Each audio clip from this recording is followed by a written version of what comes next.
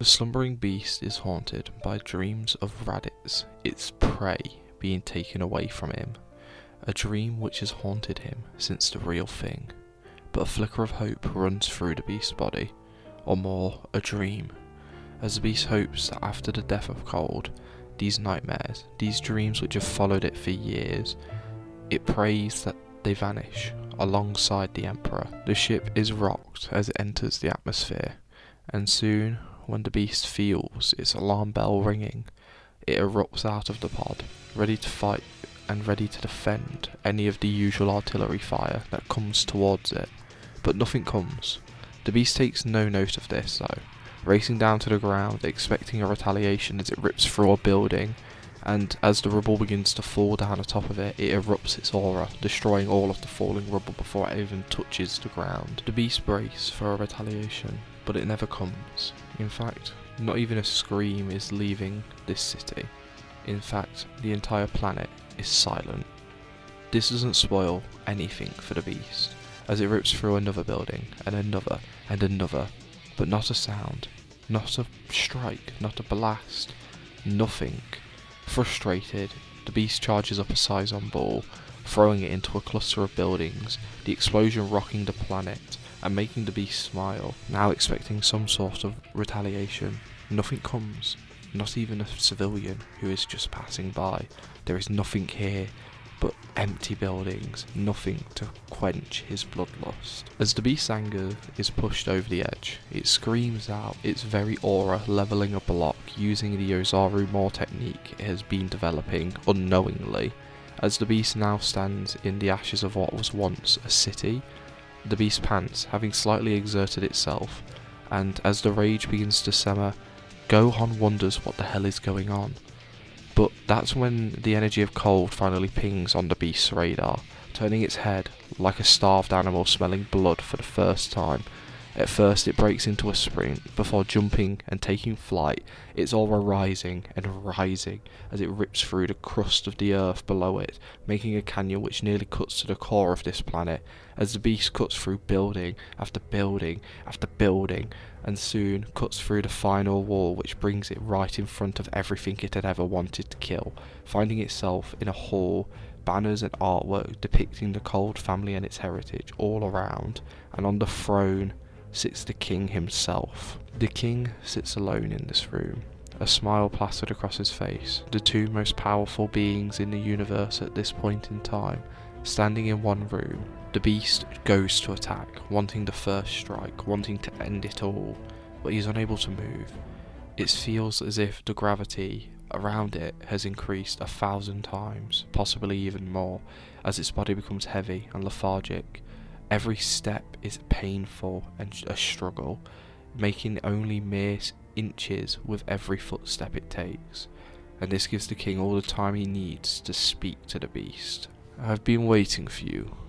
I spent the first few years of your existence imagining just what you are and what you might look like. At first, I was expecting you to be taller, and then I thought you might fall before ever finding me, whether that be to an incident in space, one of my soldiers getting lucky, or you just going so insane you forget to eat. But here we are, the king versus the beast. I spent some time training for this moment. I have far surpassed my son, and my fear that I once felt for you has vanished. So, Saiyan, or should I say, Gohan, let me see the true power of a Super Saiyan. Cold stands with a smirk as the beast finally breaks free of whatever force was holding it in place, whether it be a rush of rage managing to push through the gravity, or whatever was holding it down finally giving up.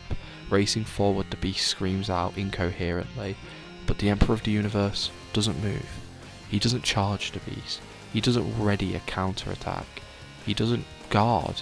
He just stands there, coldly staring into the beast's eyes, with the king and the beast coming face to face for nothing more than a second, for 1 second, before two fists cut through Cold's chest, one holding its heart and the other holding a lung, as the beast looks up, smiling, panting in excitement, as blood begins to escape the king's mouth, the light in his eyes fading, but a smile staying on his face.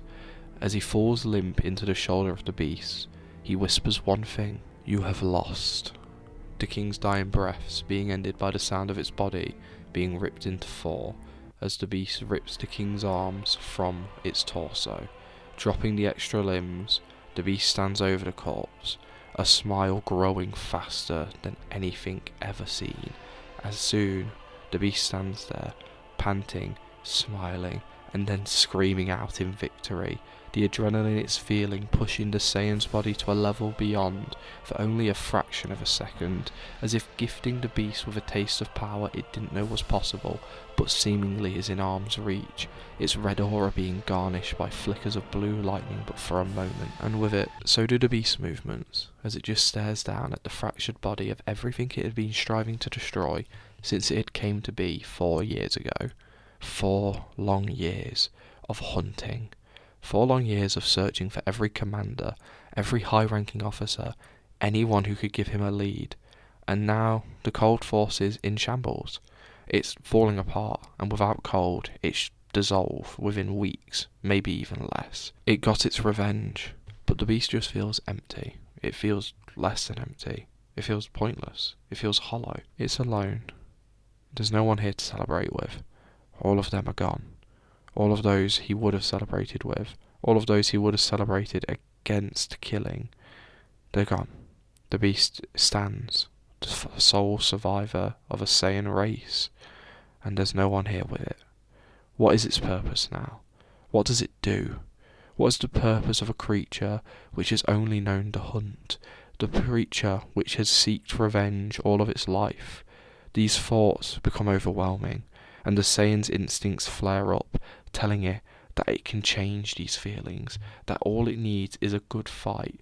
This, after all, cold should have been the most entertaining thing in the universe to fight, so why wasn't it?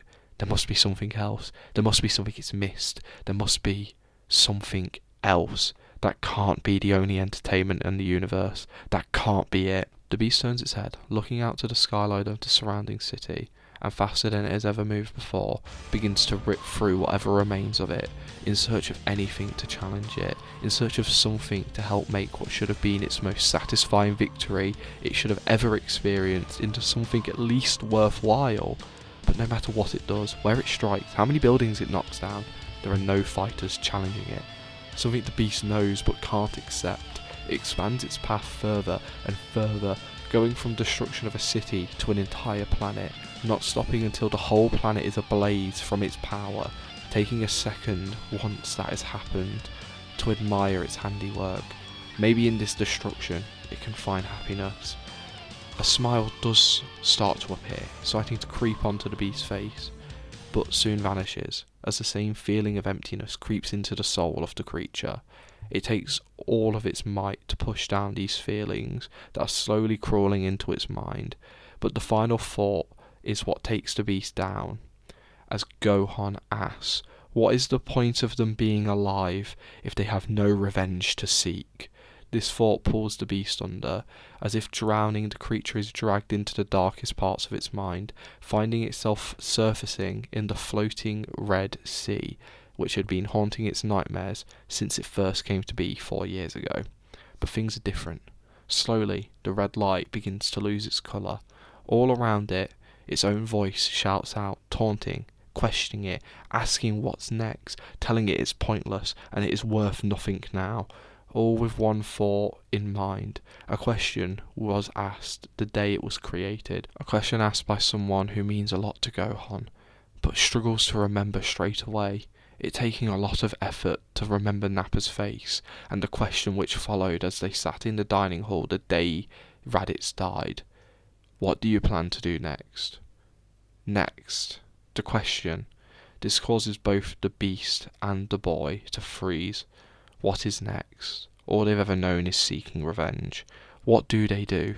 Who are they without revenge? Who do they have left? They are all that remains of not only the Saiyan race but the human race. They are truly more alone than any other creature in this universe. What is the point of living? This thought causes the red lights around them to dim faster, as if this thought had sealed their fate. As a sudden flash of memories begins to play around them, the bad, the scary, the sad, and the small areas of good.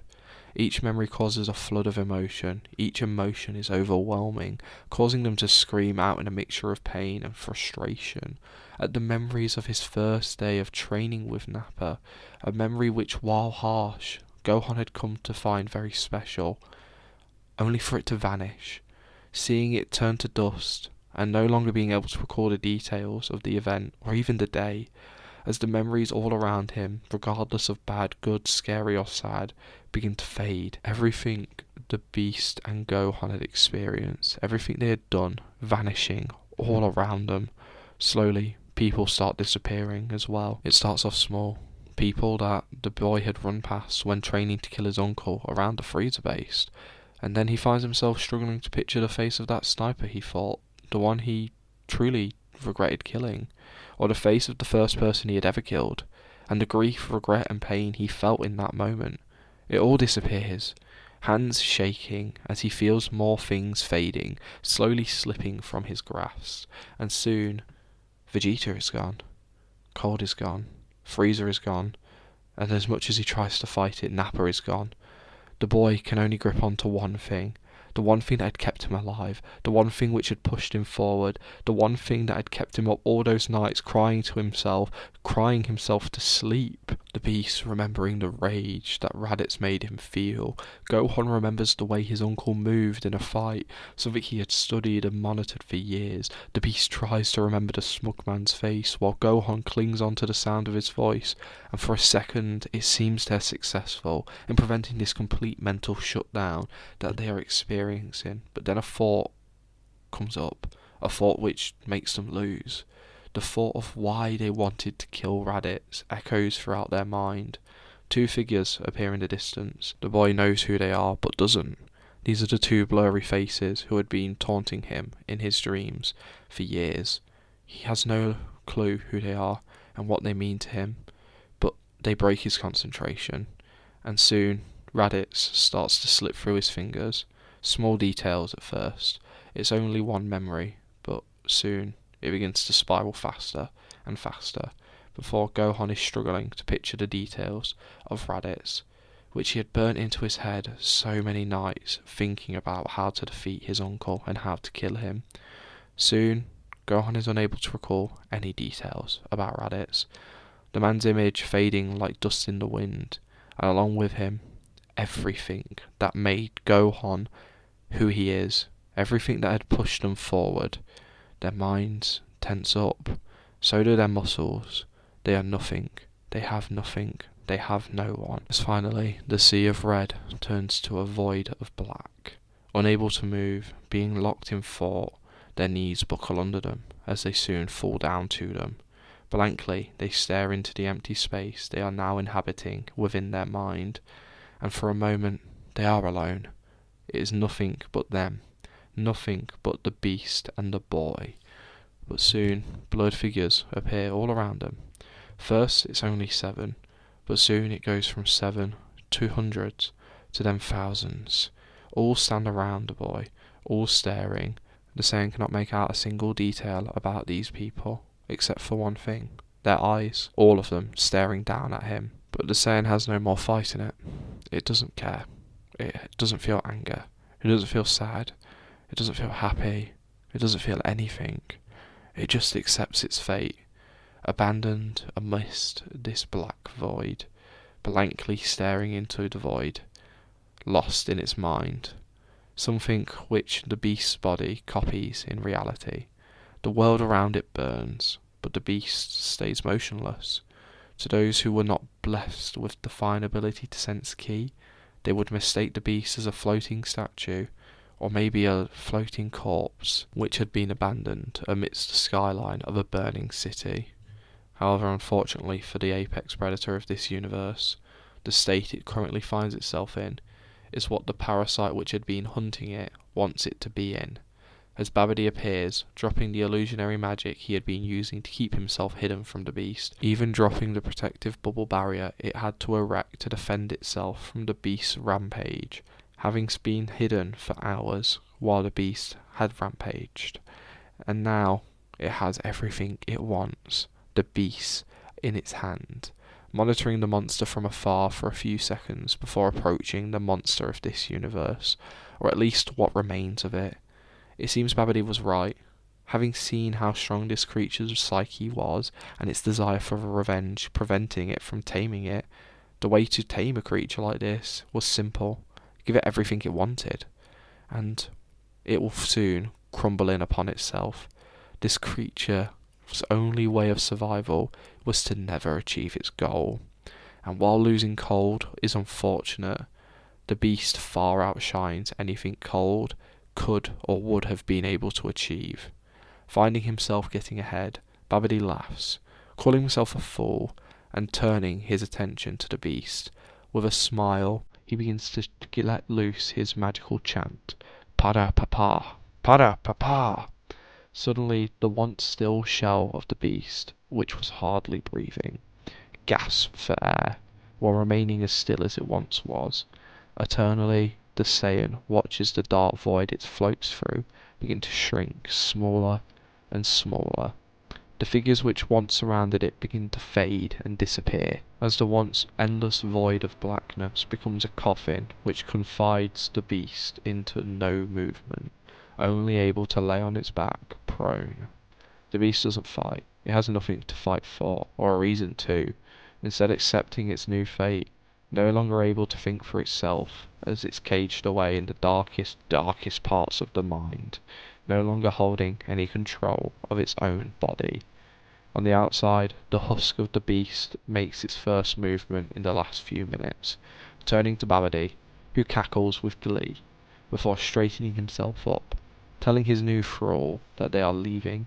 He has spent too many years planning this out, and they will not fail now. The new margin servant doesn't speak, instead turning to Babidi and awaiting orders. Babidi, looking to the atmosphere, feels the energies of all of those who became his thralls. The former Cold Force warriors, their engineers, scientists, the powerful villains he had found along the way, who were willing to submit, or at least had the darkness in their hearts, that they were forced to submit. All sit in waiting in a ship which now enters the atmosphere to collect the wizard.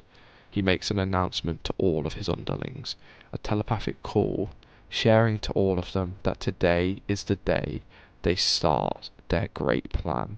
Today is the first step in the revival of Majin Buu, and with the beast now under his control, no planet will be safe. None will be able to stop them. They will completely drain North Galaxy of life force until they have enough energy to bring back his creation.